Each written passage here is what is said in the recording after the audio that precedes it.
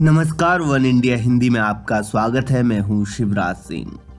दिल्ली में चल रहे किसान आंदोलन को लेकर अंतर्राष्ट्रीय सेलिब्रिटीज के समर्थन के बाद भारत में बवाल मचा हुआ है। भारत की कई मशहूर हस्तियों ने भी ट्वीट किए और संकेतों में विदेशियों को भारत के अंदरूनी मामलों से दूर रहने की हिदायत दी। इसमें महान क्रिकेटर सचिन तेंदुलकर का नाम भी शामिल था। सचिन के ट्वीट पर भारत में सियासत छिड़ गई है। राष्ट्रवादी कांग्रेस पार्टी के अध्यक्ष शरद पवार ने सचिन को अपने क्षेत्र को छोड़कर किसी अलग विषय पर बोलने में सावधानी बरतने की सलाह दी है।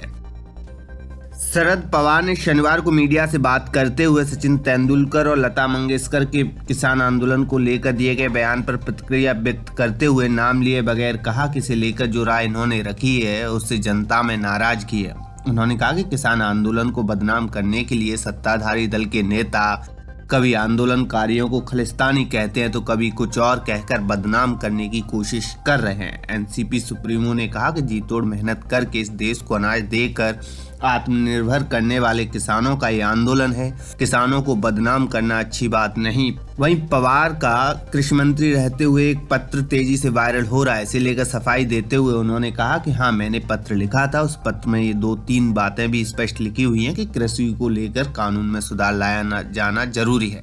इसके लिए सभी राज्यों के कृषि मंत्रियों के साथ मीटिंग की थी और कुछ कृषि मंत्रियों की कमेटी भी बनाई थी। महाराष्ट्र के हर्षवर्धन पाटिल को कमेटी का अध्यक्ष नियुक्त किया गया था। पवार ने कहा कि दिल्ली में बैठकर इसके लिए कानून बनाने की बजाय हर राज्य से बात की जानी चाहिए, इसलिए हर राज्य को पत्र लिखा था जिसकी ये लोग बात कर रहे हैं। उन्होंने आगे कहा कि इस तरह का कानून लाना है तो उसमें हर राज्य की रुचि होनी चाहिए, लेकिन मौजूदा सरकार में कृषि विभाग के लोगों ने दिल्ली में 4 दीवारी के अंदर बैठकर 3 कानून बनाए, उसे संसद से पारित करवा दिया।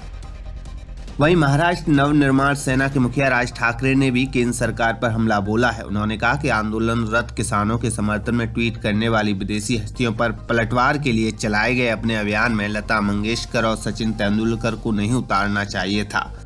मनसे प्रमुख ने कहा कि अगर अमेरिकी गायिका रिहाना और अन्य हस्तियों का नए कृषि कानूनों के खिलाफ प्रदर्शन कर रहे किसानों का समर्थन करना भारत के आंतरिक मामलों में दखल देने जैसा था, तो डोनाल्ड ट्रंप के समर्थन में प्रधानमंत्री नरेंद्र मोदी का नारा भी परेशानी भरा था। राज ठाकरे ने कहा केंद्र को लता मंगेशकर और सचिन तेंदुलकर को उसके रुख के समर्थन में ट्वीट करने के लिए नहीं कहना चाहिए था और उनकी प्रतिष्ठा को दांव पर नहीं लगाना चाहिए था। अब उन्हें सोशल मीडिया पर ट्रोलिंग का सामना करना पड़ेगा।